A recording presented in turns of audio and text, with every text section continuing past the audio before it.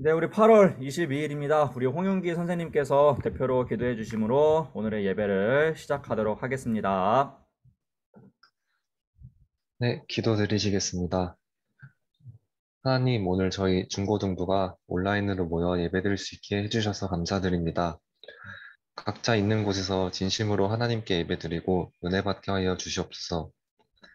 또 주님, 방학이 끝나고 개학을 했습니다. 학생들을 질병으로부터 보호해 주시고 안전하게 학교 생활을 할 수 있도록 인도해 주시옵소서. 또 누가복음에 기록된 약자와 가난한 자들의 편에 섰던 예수님에 대해 말씀을 듣고 있습니다. 전도사님을 통해 주시는 말씀 듣고 저희들도 예수님처럼 약자를 돌아보는 삶을 살 수 있도록 인도하여 주시옵소서. 예수님의 이름으로 기도드렸습니다. 아멘. 아멘. 네, 귀한 기도 감사드립니다. 여러분 한 주간도 잘 지내셨죠? 어떻게 지냈어요? 라고 물어보면 아무도 대답하지 않을 걸 알기 때문에.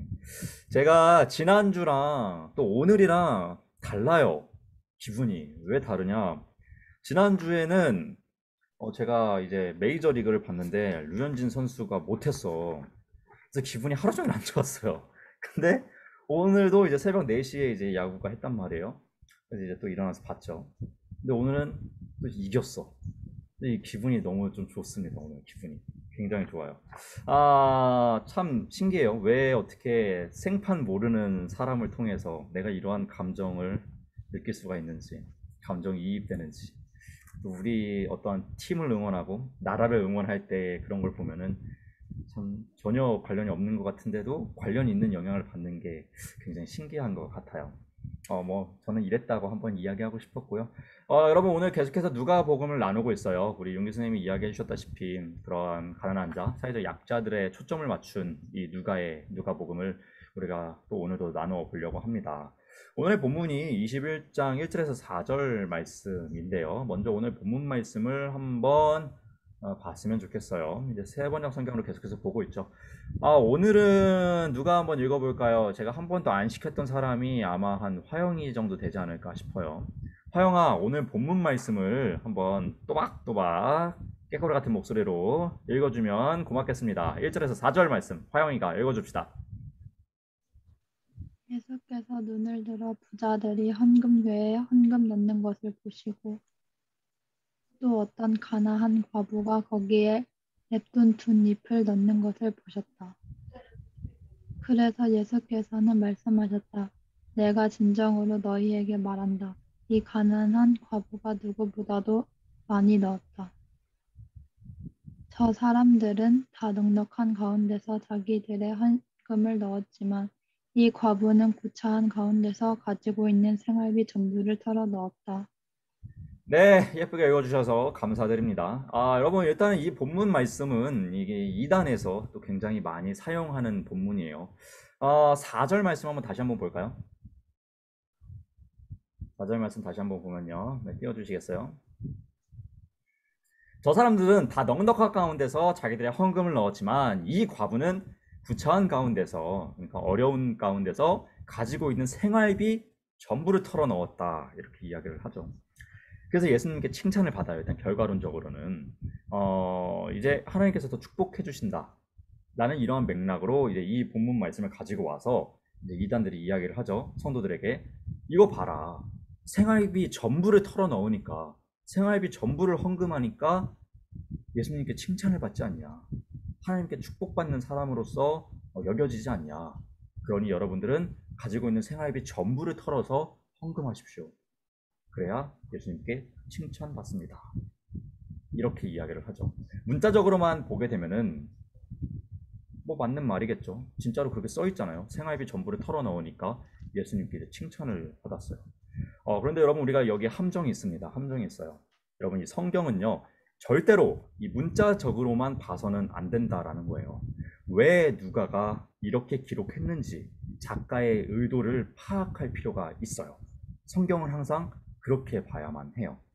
제가 여러분들에게 종종 했던 이야기 중에 하나인데요. 여러분 토끼와 거북이 동화가 있습니다. 토끼와 거북이가 달리기 경주를 합니다. 근데 토끼가요 거북이보다 훨씬 앞서가요. 거북이는 저 뒤에 보이지도 않는 겨우 보일락 말락한 곳에 위치해 있습니다. 근데 토끼는요, 이 경주는 충분히 내가 이겼다라고 생각을 하고요. 낮잠을 자게 되죠. 근데 낮잠에서 딱 일어나 보니까요, 어떻게 됐어요? 이 거북이가 꼬린 지점에 토끼보다 먼저 들어가서 거북이가 승리했다라는 이야기죠. 자, 여러분 우리가 이 동화를 그대로 문자적으로만 받아들여서 해석을 하면은 이렇게 이야기할 수 있겠어요. 토끼랑 거북이랑 달리기를 하면 이긴다. 누가? 거북이가. 왜? 지금 동화책이 그렇게 얘기하고 있잖아. 그러니까 거북이가 달리기 하면 이긴다. 여러분 작가가 지금 이 얘기를 하고 싶은 걸까요? 토끼와 거북이 동화책을 통해서 둘이 달리기 시작하면 거북이가 이긴다. 지금 이 얘기를 하고 싶은 걸까요, 작가가? 아니겠죠. 현진아, 똑똑한 현진아. 예, 토끼와 거북이의 작가는 지금 이 이야기를 통해서 무엇을 이야기해주고 싶었던 걸까요? 토끼처럼 행동하면 안 된다. 그리고요. 거북이는 짱이다. 그렇죠. 그러한 주제를 이야기하는 거죠. 아, 작가가 하고 싶은 말은 이거예요. 동화를 통해서 끝까지 노력하는 자는 결국 성공하게 돼 있다. 또한 교만하지 말아라. 이러한 메시지들을 지금 이 토끼와 거북이 이야기를 통해서 우리에게 전해주고 있는 것이죠. 마찬가지죠. 성경도요. 본질적으로 하고 싶은 이야기가 있어요. 전부 다요. 특별히 누가복음은요. 누가는요. 이 가난한 자들에 대한 굉장히 초점을 맞춘 그들을 위한 책이었어요. 그렇기 때문에 부자들은 책망하고 가난한 자들에게는 위로하는 그런 목적을 가지고 있는 성경책이에요. 그렇기 때문에 이 누가복음에서는 예수님이 약자에 대한 이야기를 굉장히 많이 했다라고 계속해서 우리는 이야기를 하고 있어요. 그래서 오늘 본문 또한 부자와 가난한 자가 대비되는 관점으로 봐야 한다라는 이야기예요. 이 본문 말씀을 보고 생활비 전부를 털어놓아야겠구나 라는 결단이 생기면 안 된다라는 거죠. 또 다른 메시지가 이 안에 숨겨져 있다라는 거예요. 토끼와 거북이 동화를 통해서 하고자 하는 말이 있었던 것처럼 말입니다. 그래서 오늘은 이 누가복음 1절에서 4절까지의 말씀을 가지고 누가는 어떠한 예수님을 이야기해주고 싶었고 이것을 읽는 많은 독자들에게 성도들에게 어떠한 메시지를 전달하고 싶었는지를 오늘 우리가 한번 봤으면 좋겠어요. 자, 한번 표를 한번 볼까요? 자, 본문 말씀을 보면은 이제 부자와 가난한 과부가 이제 비교되는 것을 우리가 볼 수가 있었어요. 1절에서 보면은 예수님께서 부자들이 헌금을 많이 한 것을 보셨어요. 반면에 2절에서는요, 가난한 과부가 헌금을 적게 하는 것을 보셨어요. 근데 그 결과는 달랐죠. 부자가 헌금을 많이 했는데 결과는요, 질책을 받았어요. 가난한 과부는 헌금을 적게 했어요. 근데 칭찬을 받았어요. 자, 그렇다면 우리가 이제 궁금한 게 있어요. 부자는 많이 했으면 얼마나 했는가? 또 과부는 적게 했으면 얼마나 적게 했는가? 이걸 한번 이제 금액적으로 좀 따져보자고요. 일단 부자는 어느 정도 헌금을 했는지는 잘 몰라요. 금액적으로. 근데 많이 했다라고만 기록되어 있어요. 반면에 과부는요, 얼마를 헌금했는지가 나오고 있어요. 과부가 얼마를 헌금했냐면은 2렙돈을 헌금을 했다고 해요. 그럼 이 2렙돈이 우리나라 돈으로 환산하면 얼마 정도 될 것 같니, 현진아? 모르겠어요. 자꾸 현진이한테만 말해서 미안해. 현진이가 대답을 제일 잘해줘서 현진이한테 물어봤어요. 이 2렙돈은요, 당시의 시급의 4분의 1 정도래요. 그러니까 우리나라가 2021년 8월 기준으로 1시간 시급이 8,720원이래요. 그러면 2렙돈이 시급의 4분의 1이니까 8,720원을 4분의 1로 나누면 얼마 정도예요, 현진아? 4,200 얼마예요? 아니, 8,720원을 4분의 4분의 1로요? 네, 2,000 얼마겠죠? 한 2,100 몇십 원 이렇게 되겠죠. 그러니까 약 2,200원 정도로 환산을 할 수 있어요. 2렙돈을. 그러니까 과부가 지금 헌금을 얼마 했냐? 2,200원 정도를 한 거예요. 그런데 이 과부가 2,200원을 헌금했는데 칭찬을 받았다는 것이죠. 그리고 이 부자들은 거의 뭐 한 100만 원 가깝게 큰 돈, 이렇게 우리가 볼 때도 참 많은 금액이다라고 생각할 정도의 헌금을 했는데도 질책을 받았다라는 거예요. 왜 그럴까요? 왜 그럴까요? 그 정답은요, 오늘의 제목에 있습니다. 오늘 제목이 뭐냐면요, 최대 대 최선입니다. 최대 대 최선. 이렇게 비교를 해볼 수가 있을 것 같아요. 과부는요, 헌금을요, 많이 하진 못했어요. 정말 최대로 하지는 못했어요. 남들이 볼 정도로 볼 때 대단한 만큼의 많은 금액의 헌금은 하지 못했어요. 근데 그녀는요, 최선을 드렸다라는 거예요. 그래서 과부는 최대를 드리지 못했지만 최선을 드렸기 때문에 하나님 입장에서 그녀의 헌금은 더욱더 가치 있는 헌금이었다라는 거예요. 반면에 여러분, 부자들은 헌금을 많이 했죠. 눈에 보일 정도로 남들이 와, 진짜 많이 한다 라고 여길 정도로 많은 헌금을 했어요. 그런데요, 그들은요, 자기들이 먼저 쓸 것을 쓰고 남는 것을 헌금을 드렸어요. 다시 이야기해서 한 달에 200만 원이 생활비가 있다면 내가 쓸 거 180만 원 다 쓰고 20만 원을 헌금을 했다라는 거예요. 반면에 과부는요, 자신이 써야 할 것을 먼저 하나님께 헌금을 드렸어요. 무슨 차이인지 아시겠습니까? 남는 것을 하나님께 드리는 것과 가지고 있는 것을 하나님께 드린 그 차이가 지금 부자와 과부에게 있다라는 거예요. 하나님 입장에서는 남은 것을 가지고 드리는 것보다 가진 것을 드린 이 과부의 헌금이 훨씬 더 기쁘셨다라는 이야기입니다. 좀 이해가 되십니까? 결국 이 누가는 이 누가복음의 오늘의 본문 말씀을 통해서 돈을 많이 가지고 있는 이 부자들을 비판하면서 가난한 자들을 옹호해 주는 것이죠. 그리고 이 가난한 자들에게 편이 되어 주셔서 가난한 자들에게 계속해서 칭찬해 주고 계시는 예수님을 누가는 이야기하고 있어요.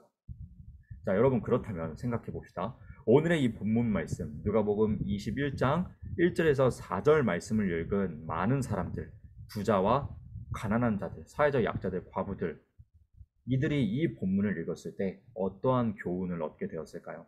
어떠한 깨달음을 얻게 되었을까요? 부자들은 이러한 생각을 하게 되었죠. 이 본문 말씀을 읽었을 때, 아, 내가 남는 것을 드리는 것이 아니라 내가 가진 것들을 하나님께 먼저 드려야겠구나. 최대로 드리는 것보다, 남에게 칭찬받는 금액보다 내가 정말 진심으로 드리는 최선의 헌금을 해야겠구나 라는 이러한 생각을 부자들은 하게 되었겠죠. 반면에 가난한 자들은 어떻게 생각했을까요? 아, 정말 남들에게 보이기 쪽팔린 금액을 헌금하는데 이것도 기쁘게 받아주시는구나. 우리의 진실된 마음만 있다면 얼마를 드리는 것 상관없이 하나님께서는 기뻐 받아주시는구나. 예수님께 칭찬받을 수 있겠구나 라는 생각을 하게 되었겠죠. 여러분들은 오늘의 이 누가복음의 말씀을 통해서 어떠한 교훈을 얻으셨습니까? 만약 여러분들이 이 성경 말씀을 통해서 여러분들의 삶에 영향을 끼치는 깨달음을 얻었다면요, 여러분은 성경을 잘 읽으신 거겠죠. 반면에 어떠한 교훈도 얻지 못한다면요, 여러분은 그냥 이 성경을 그냥 읽고 그렇구나 하고 알고 끝나는 데 그치게 되는 것이겠죠. 여러분, 우리가 성경을 굉장히 내용을 잘 아는 것보다 더 중요한 것은요, 그 내용을 정말 내 마음속에 깨닫는 거예요. 내 삶에 영향을 끼치게 깨닫는 것이죠. 그래서 성경 말씀대로 내 삶을 살아내는 것이죠. 여러분, 성경 일독이라고 들어보셨는지 모르겠어요. 성경 일독이 뭐냐면은 창세기부터 요한계시록까지 성경 66권을요 다 읽는 거예요.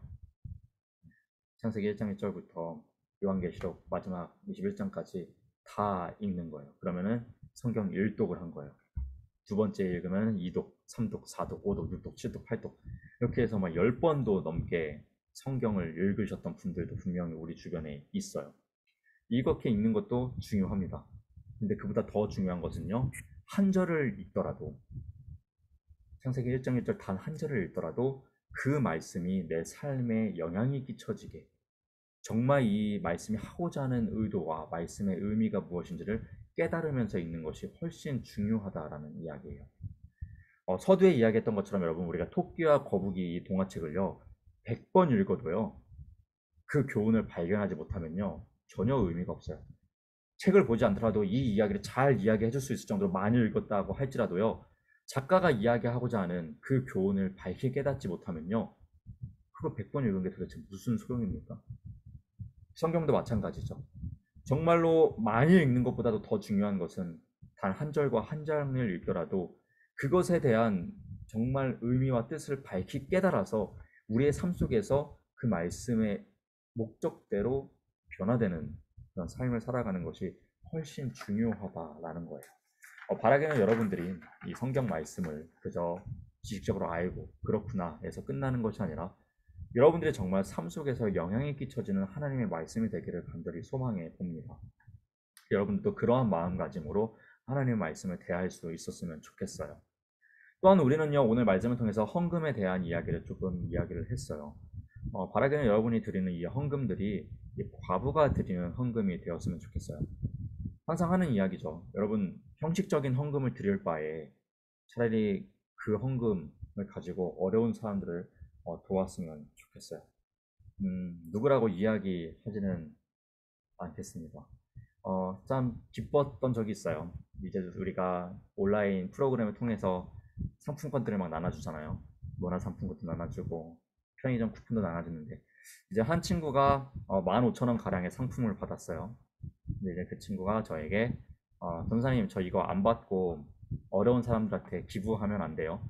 그렇게 좀 써줬으면 좋겠어요 라고 하면서 그 선물을 안 받겠다라고 한 친구가 있었어요. 그래서 제가 그거를 컴퓨터에다 잘 적어놨어요. 이 친구가 15,000원을 어려운 사람에게 하고 싶다. 그래서 이거를 제가 기회가 되면은 같이 이렇게 보태서 하려고 하거든요. 여러분, 우리가 하나님께 헌금 드리잖아요. 뭐 11조 하는 친구들은 큰 금액이잖아요. 그쵸? 그 금액을 드리는데 하나님이 받으셔야 하지 않겠습니까? 그러기 위해서는 어떻게 드려야 됩니까? 우리가 드리는 그런 예물들이 정말 진심 어린 마음 가운데 하나님께 감사하는 마음으로, 그저 남는 돈을 드리는 것이 아니라, 해야 되니까 형식적으로 한 것이 아니라, 종교적인 행위에 그치는 것이 아니라 정말 내게 주신 그러한 물질들을 감사하는 마음으로 먼저 하나님께 드릴 수 있는, 떼어놓을 수 있는 그러한 헌금 생활을 할 수 있는 우리 모든 중고등부 친구들이 될 수 있기를 다시 한번 주님의 이름으로 부탁드립니다. 그리하여서 우리가 정말 하나님께 칭찬받는 신앙인이 되었으면 좋겠어요. 사람들에게 보이기에 대단한 헌금 생활을 하는 사람보다 하나님 보시기에 대단한 헌금 생활을 할 수 있는 우리 모든 친구들이 되었으면 좋겠어요.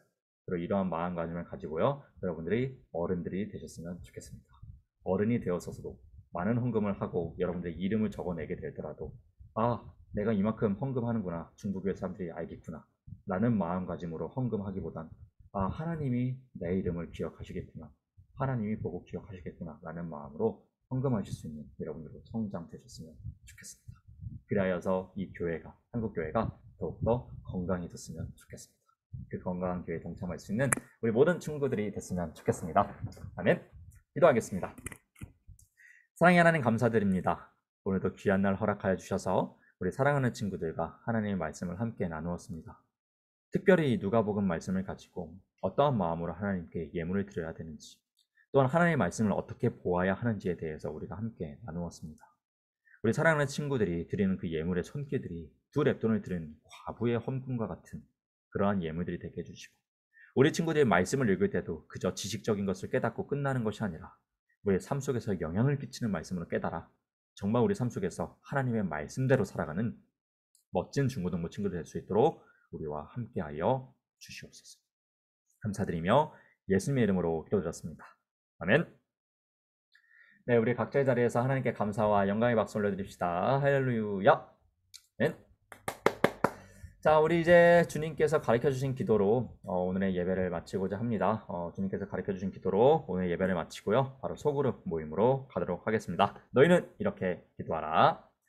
하늘에 계신 우리 아버지여, 이름이 거룩히 여김을 받으시오며 나라가 임하시오며 뜻이 하늘에서 이루어진 것 같이 땅에서도 이루어지이다.